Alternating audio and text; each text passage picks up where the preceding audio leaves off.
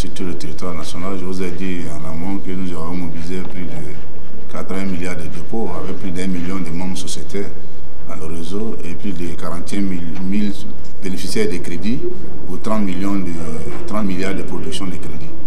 Pour les 2012 qui vient de finir, qui va finir bientôt. Donc c'est un réseau qui est étendu du nord au sud, de l'est à l'ouest, et qui est plus proche de toutes les populations. Parce qu'aujourd'hui, quand vous allez au nord, vous êtes à 8 km du Mali. Vous allez en fond du Mali, de l'autre côté vers le Guinée, vous êtes à 7-8 km encore de la Guinée.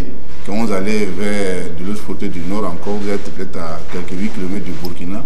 Si vous prenez vers l'est, vous êtes pratiquement à 5-7 km du Ghana. Donc je peux dire qu'on fait tout le tour de la Côte d'Ivoire et nous sommes dans toutes les sous-préfectures et presque tous les villages aujourd'hui de la Côte d'Ivoire. Sans oublier qu'en Abidjan, nous sommes dans presque toutes les villes d'Abidjan. Mais les perspectives à venir, c'est que demain, au lieu plutôt d'avoir des agences, nous allons mettre des points de vente pour être davantage plus proches des sociétés, soit dans les marchés, soit dans tous les villages et toutes les communes qui existent, voilà, dans notre axe stratégique de développement. Donc notre expansion, notre développement va plus se faire dans la création de COPEC, mais des points de vente qui vont se retrouver dans les quartiers ou autres pour permettre à la population d'être plus proche de l'air COPEC et de bénéficier davantage des services des différents COPEC. Pour 2013, il y a encore aussi de grandes innovations. Nous avons vu projeter ici de nouveaux produits. Est-ce que vous pouvez nous égrener ces innovations? Bon, au titre des innovations, déjà, il y a le crédit santé, maladie, voilà, que nous allons lancer très bientôt. Et je pense que c'est ce qui est la plus grande innovation. Nous sommes, au niveau de l'assurance, on partit des produits à obsèques qui coûtent moins cher. Maintenant, on va donc, à partir des besoins de nos sociétés, on va leur proposer des produits de santé qui prend 6 personnes en compte dans la famille pour une mensualité de 13 000 francs mensuels. Donc je pense que c'est bien donné en complicité avec notre partenaire de la place. Et donc je pense que ce produit-là pourrait nous arranger. Mais mieux, nous allons faire d'autres produits innovants donc, au niveau de la monétique, notamment des moyens de paiement, de faire sorte que nos sociétés évitent de se déplacer avec la trésorerie, avec tous les risques qui courent dans notre pays. Voilà, les braquages, les agressions. Donc on va développer davantage le système de transfert d'argent déplacé, le déplacement, le porte-monnaie électronique. Voilà, à partir des cartes prépayées, pour permettre à tout le monde de charger sa carte et d'aller partout où il veut à partir des guichets, des concurrents, de faire les opérations sans moins de risques et enfin de répondre donc à leurs préoccupations sans avoir à s'inquiéter. Merci. Nous avons eu à travailler aujourd'hui sur 4 points. On a essayé de parler de la politique générale, du plan de redressement qui est mis en place au niveau du réseau. On a parlé aussi de tout ce qui est nouveaux projets et nouveaux produits. Nous pensons honnêtement que nous avons bien travaillé et nous espérons que les résultats de nos réflexions vont aider suffisamment le réseau à redresser la pente négative que nous vivons. Il est clair que le réseau a connu beaucoup de soucis, beaucoup de problèmes en termes de gestion. Et la nouvelle politique, la nouvelle direction qui est là est en train de faire beaucoup d'efforts en termes de plan de redressement pour faire avancer la maison. Nous sommes de ceux qui pensent qu'il faut soutenir ces efforts, il faut encourager et il faut permettre que ces efforts profitent à l'ensemble des caisses de base parce que c'est de ça qu'il s'agit. La gestion des ressources de nos sociétaires doit nous permettre de leur apporter beaucoup de satisfaction et c'est dans ce sens-là que nous nous inscrivons pour dire qu'il faut soutenir les efforts et permettre que le redressement qui est mis en place aboutisse à des résultats positifs et probants. Nous espérons aussi que les petits remous qu'il y a dans notre réseau puissent trouver des solutions pour éviter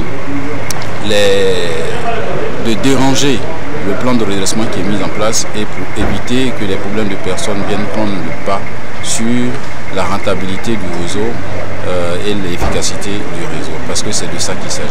C'est sur ça que les sociétaires nous jugeront. Je vous remercie.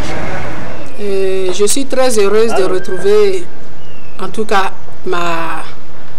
l'unité au sein de l'Union, parce que vraiment nous avons traversé pas mal de situations difficiles et nous souhaitons vraiment que la COPEC puisse aller de l'avant parce que c'est une bonne institution.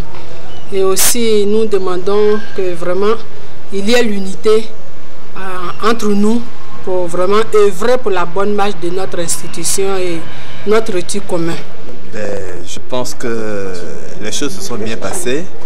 Les éclaircies ont été apportées par le président national. Le directeur général a présenté son plan. Nous en prenons acte et nous espérons qu'avec l'environnement qui se dessine, les choses iront mieux pour la COPEC.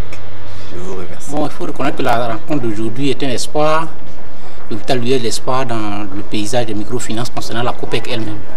Pensons que le président est en train de faire un effort pour permettre à la COPEC de fonctionner réellement. Parce que la COPEC, sans la COPEC, il serait difficile à certains de nos parents d'aller vers les banques.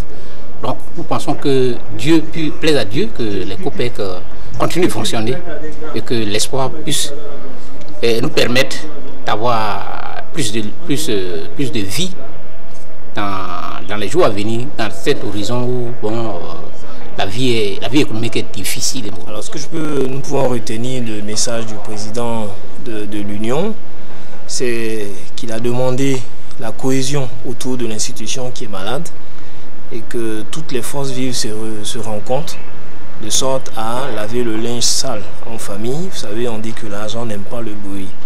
Les populations ont confiance à la COPEC, ça se traduit par tous les partenariats qui sont signés.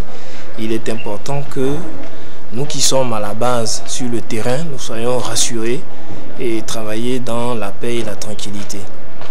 Alors, secondo, l'organisation proposée par le nouveau DG, je pense qu'il est tellement important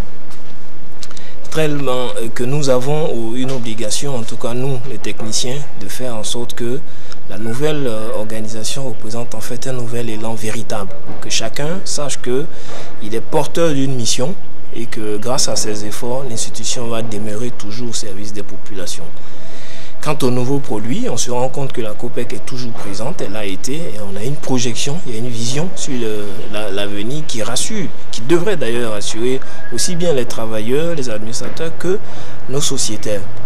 Et on n'a rien à envier vraiment aux autres institutions, à la concurrence, mais nous devons savoir qu'il y a un avenir très intéressant pour chacun d'entre nous, pour tous ceux en tout cas, pour les populations ivoiriennes. Et donc je demande en tout cas à la population, à tous nos travailleurs, à tous les sociétaires dans les régions, de faire confiance et de continuer à faire confiance à la COPEC parce que c'est l'institution qui est à même de pouvoir résoudre leurs difficultés et leurs problèmes. Donc je pense que la rencontre a été très bien, salutaire. En une journée, nous avons appris beaucoup et nous sommes assez satisfaits. Voilà,